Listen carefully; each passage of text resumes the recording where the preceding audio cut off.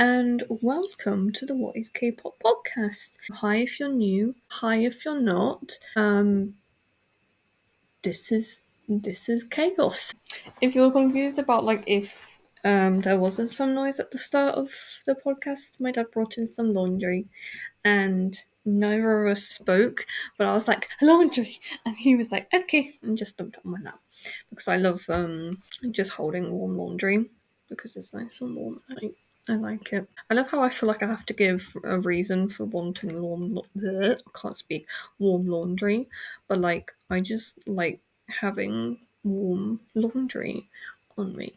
So I know that I can't speak. So I know that I did say that this episode was going to be ET's second EP, but then I just didn't listen to it, and we're going to have Super Junior today, and then we'll just do discography reviews as and when they come up. Fun little update on episodes that I'm kind of just working on in the background.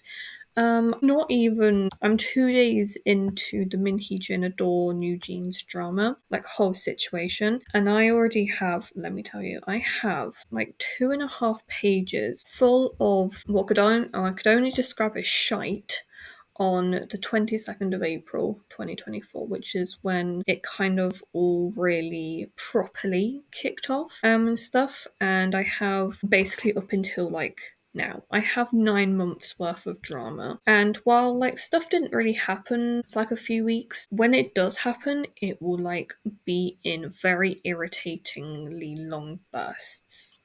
So since New Jeans left, quote unquote left Adore, it's just been news story after news story after news story. And I don't get why on earth they keep on wanting to go back to her. I'm she's basically messed their careers up, but yet they still want to be with her. It's actually terrifying.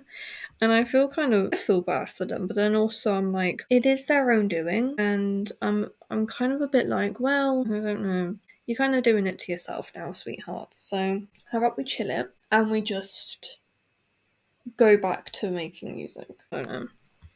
And obviously we have the education levels of idols and stuff like that. So I thought I would do by company, SM Entertainment. We have Minsok from EXO. He potentially might have a doctorate, but we know he certainly has a master's and stuff like that. And I have an episode. I have in Sheets in Google Sheets, which is Excel. If you don't know, I have all of the credited all the credits on ATEEZ's music as writers, producers and composers coming up and stuff, but that's taking time obviously. And then idols born on every single day of each year of in a year. Can't describe it. Every day obviously someone is born, and then listing the idols that I feel I want to say. I don't know how to explain it.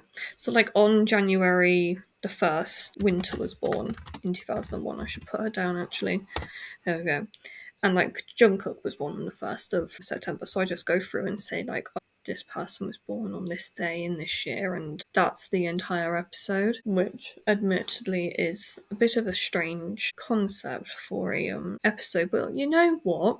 This is my podcast. That is how I justify me doing this stuff. And I'm sure my parents are just yeah, this is our child. We have let our child do this. No, we are talking about Super Junior today, and this episode will go out on the day after I'm actually recording it, on Friday, so the 24th. I do hope you enjoy. So Super Junior, also known as SJ or Suju, is a South Korean boy band, I didn't know that, composed of Ituk, Heechul, Yisung, Shindong, Sungmin, Eunham and Kangin. Were a part of the group before 2011 for Hanggang, 2015 for Kibum, and 2019 for Kanin. And they were formed by the founder of SM Entertainment in Lee Soo-man, 2005, as a 12-piece group, originally with rotational members, but due to the reception of the 12 members. They were just like, oh, okay, well, Kyuhyun, you're gonna be a part of the lineup anyway, so we'll add you in. And since that point, it's just been the lineup that no other members have obviously joined in the main group, not counting the subunits. We're going to be talking about the subunits as well, but yeah, we're also not going to be talking about any of the. Well, we're going to be like briefly talking about like the controversies, but nothing too much. Mainly because of the fact I don't care. Yeah, that makes it sound like I really I don't care and I want. I do and I don't. I don't know how to explain it, but like it's just they are a group in the back of my mind and I don't take notice of them. Also, I want to say that one of their songs, House Party, no idea when that was released. Super. I can't spell their name. House Party. 2021. Oh my god. I listened to that and I was like, I don't get it. I don't get why this is a song that I'm listening to right now.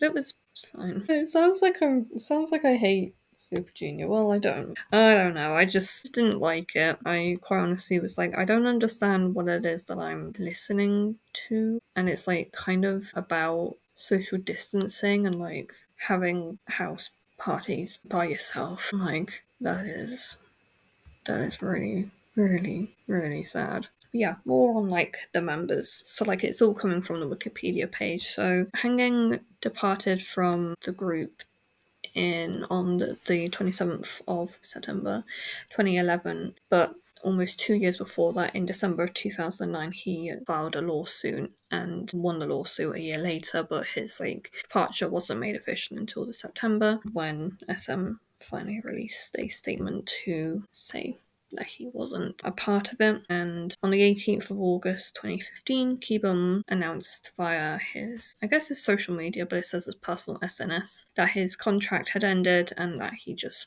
departed from the group. I don't know what he's doing now. And in July of 2019, label SJ, which is like the sub-label of SM that Super Junior is managed, their activities are managed by, Cannon had left Super Junior, but he would maintain a contract with SM Entertainment, which is good. So the mandatory military service period went from September of 2011 to May of 2019, with obviously Heechul going first and then all the way down to Kyuhyun.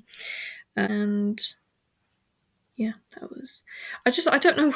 I get real nervous, and I'm like, I don't know when to finish the sentence, and I get awkward. If you can't tell, I'm very awkward.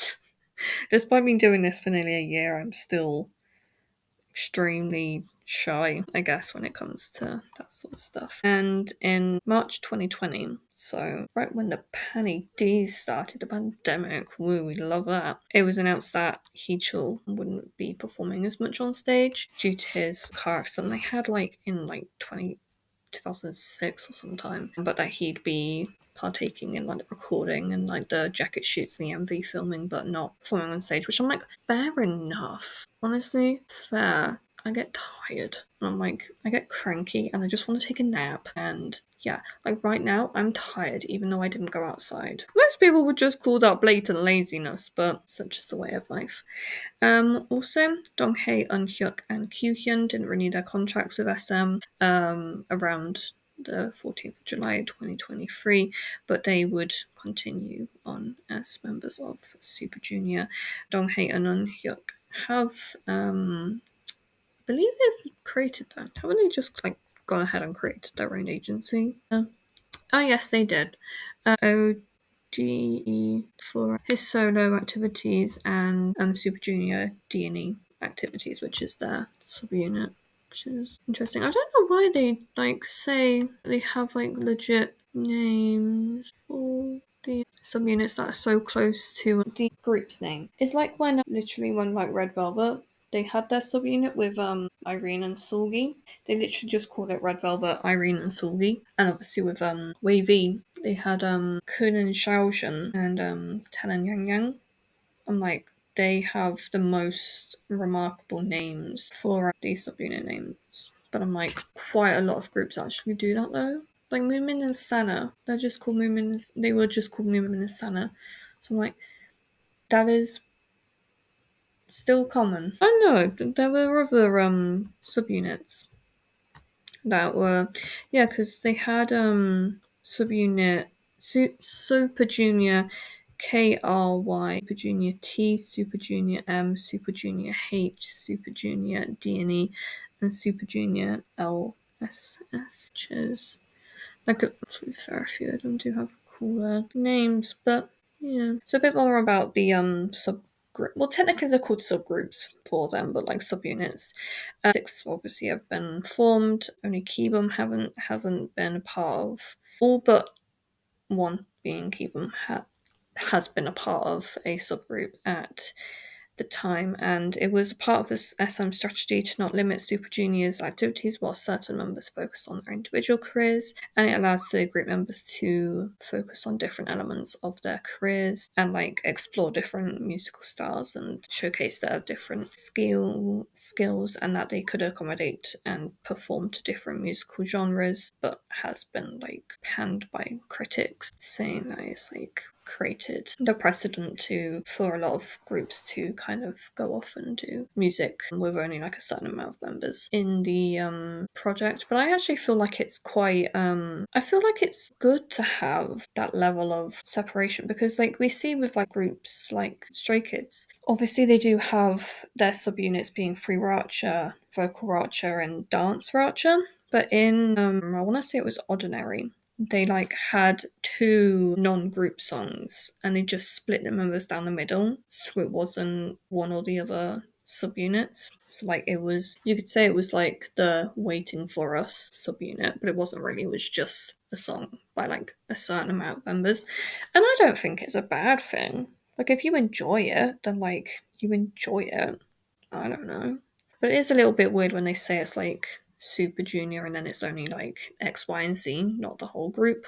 Saying Super Junior is the example. But yeah, no, I think it's fine. I think it's alright. You do you. Like, literally don't. It doesn't even matter at the end of the day, as long as like they feel like they're achieving what they want to achieve, then like you literally do whatever you want to do. So the members of the subgroups are as follows. So in Super Junior KRY we have Kyuhyun, Ryewook, and Isung. In Super Junior T we have Ituk, Heechul, Shindong, Sungmin, and Eunhyuk. In Super Junior M we have Sungmin, Eunhyuk, Siwon, Shumi, Donghae, Ryewook, and Kyuhyun. In Super Junior H is Ituk, Isung, Shindong, Sungmin, and Eunhyuk. In Super Junior D&E we have Donghae and Eunhyuk. And Super Junior LSS we have Ituk, Shindong, and Siwon. So yeah, and they so Super Junior is like the Chinese, but like the kind of like XOM and like Wavy. They've tried it with so like Super Junior was cool of like what do you call it, like the first attempt at like having a rotational group, and obviously it didn't really quite go as they expected it. But then with NCT, they did the subunits right away. They showed different sizes of them right away, so then it was a little bit easier to have kind of pair up with each other. But it hasn't quite worked, so I do hope that maybe in a few years' time we'll see another version of like a group with different subunits and them all kind of mixing together and stuff. Kind of seeing it a bit with Triple S, but not quite, and I don't know quite how it's going for them. But yeah, no, that's it's for that. I don't know. I get stressed. Anyway, so Super Junior T is like the trot group, which is the oldest form of Korean pop music. I did not know that. And SM's new trot group will debut soon, Nitro, and I should probably talk about them. I might talk about them soon. Super Junior H, they specialised in bubblegum pop and novelty-based sound. If you could see my face, I'm like, what am I looking at? What am I reading? I can't read. And they're known as Super Junior Happy or SJ Happy, which is nice. I'm pleased for them. I should probably listen to that because I do like happy songs from time to time. It's so funny because I'll like be listening to a song and my sister will come through and she's like, Sophie, you listen to extremely sad songs. And I'm like, yeah, I know. It's a problem. It's funny, But yeah, no, I do that. I do that, Bexy. Thank you for telling me. And she's like, it's always like those upbeat songs. I had like a song like Heartbreaker, which is like more fun. Not kind of fun, or Crooked by G-Dragon as well. That one's a lot more fun, and she's like, play more of that. I don't want to. I want to be depressed. I want to listen to depressing music. I do just also want to point out that, like, just because you listen to depressing songs doesn't mean that you're depressed. It probably just means the fact that you like those songs. Yeah, trying to look. Oh yeah, they always, for some reason, I've been like kind of looking into. I've been like into learning about Super Junior for like a while, and I wanted to like understand how the whole group worked. And they have another freaking group member, Henry Lau, who is only a part, or was only a part of Super Junior M for like a few years. And I was like, right. So you're not a part of Super Junior as like a legit thing. You're just a part of Super Junior M. I understand. I didn't understand. I didn't understand at all. Okay, I feel like my expressions, like how I'm saying these things, would work better if you could actually see my face. Oh my god. Literally, I'm trying to learn about them, but it's almost too hard to learn about them. Like you think that NCT is hard? It is. First of all, it is hard. But like Super Junior? Nah. They've got nothing. NCT has got nothing on Super Junior. Honestly, I just imagine what the diagram looks like. It's probably really easy to understand. I'm just being a bit of a twat. Which, side note, aren't we all? Aren't I always being a bit silly? So, yeah, we are just being a bit of silly gooses, as my sister would say. But yeah, LSS was the most recent subunit to debut when they debuted in 2023. Pardon me. So hope we might hear from them soon. I don't know. I'm tired. And I probably shouldn't give any excuse for why I'm like this, but yet here we are. Okay, sorry, I was just reading that, and actually that sounds really interesting. I'm just going to talk about it. So, in 2007 ish, 2008, I should clarify, they tried to expand into China, and sadly there were quite a lot of troubles between China and South Korea, which I'm not the person to talk about those things, maybe because of the fact I have absolutely no idea what it really talks about, but I'm not really qualified to talk about the cultural impact of that sort of stuff. But with those political issues, it meant that when Super Junior was starting to kind of pick up, and they announced the addition of Shumi and Henry Lau, quite a lot of Super Junior fans called Elves actually sat in front of the SM building and said that they don't want to have the 2 extra members, and that they're not 15, they're only 13. And unfortunately it like resulted in Super Junior fans purchasing 6 shares of SM Entertainment, which ended up in 0.3% of the company's entire stock. And like, for anyone who doesn't know what that sort of thing means, it means that whoever buys stocks in a company, no matter how small, it means that those people have a say in kind of what goes on in the company. And depending on the amount of shares that you own, the more precedent in your opinions take on company matters. And even though it is only 0.3%, that's still a substantial amount, especially given the fact that it equates to 58,000 shares.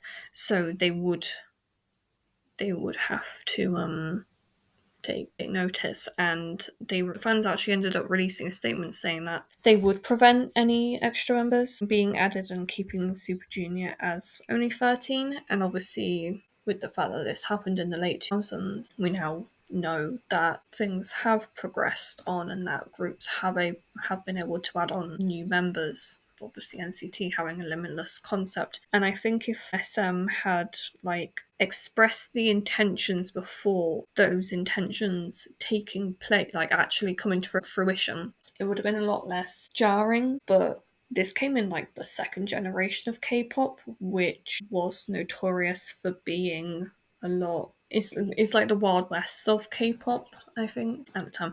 And I imagine if like I got into this and like I was old enough to understand this, I'd probably be pissed off too, because it sounds like something that I would kind of, at the time when I was younger, I would kind of be like, yeah, no, don't put any more people into Super Junior. Super Junior's 13. But now I'm just like, whatever. You know, it takes turning 20 for me to make you feel more nonchalant about these types of things. Another fun old controversy was with NBC. So the time slot dispute occurred between SM and NBC, with SM insisting to have Kangin stay on as SBS's Explorers of the Human Body instead of NBC's Sunday Night Dongan Club, where Cannon had been a regular host. He temporarily banned the rest of Super Junior from appearing in any future performances and shows hosted by NBC.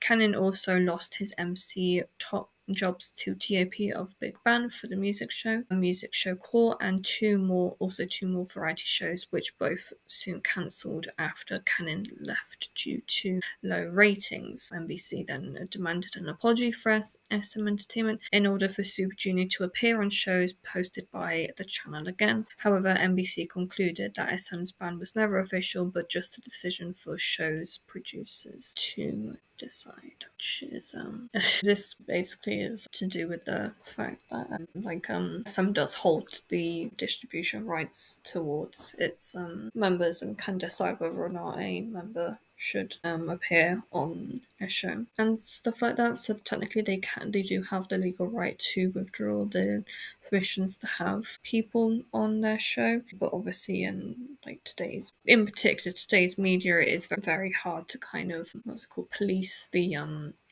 distribution of images of members. But definitely back in whatever time this occurred, which I would assume to be in the 2000s, it definitely would have been a lot easier for SM to be like, no, Canon isn't being shown on these TV shows, and we are gonna pull the rest of the group. Obviously, with the fact that like SM was the biggest company at the time, they definitely would have had that power and still would have been done relatively alright had they not been allowed to perform in NBC. But yeah, no, that was an unfortunate kind of situation that I do hope doesn't happen again. And the only other controversy was obviously Hanging's lawsuit and then departure from the group, which we've already talked about. And last little bit I want to talk about, because I have been talking about this for nearly half an hour, is the tours and concerts. So they've done the Super Show from 2008 to 2009, the Super Show 2, 2009 to 2010, Super Show 3, 2010 to 2011, Super Show 4, 2011 to 2012, Show 5 from 2013 to 2014, and Super Show 6 from 2014 to 2015. So they consistently toured for a very long time. And then the Super Show 7 was between 2017 and 2019, Super Show 8 Infinite Time from 2019 to 2020, and then they went on the Super Show 9 Road from 2022 to 2023. There was a lot of repeating the same syllables. They did a fan meeting tour, Super Camp from 2015 to 2016, and have been to the SM Town live shows, but I don't think they went to. No, they didn't go to the 2025 one that happened a few days ago. I really wanted to see it, but I was busy. Surprisingly, I was busy. Yeah. It's just a joke, don't worry. I don't do anything during the day. Thank you as always for listening to today's episode all about Super Junior. If you'd like to listen to any more of my podcast, then I guess you can if you want to. I wouldn't recommend it, but yeah, if you do, feel free to comment or like or subscribe or do anything. Honestly, I don't care. If you don't do it or not, it's your choice at the end of the day. But yeah, thank you, and I'll see you again soon. Bye.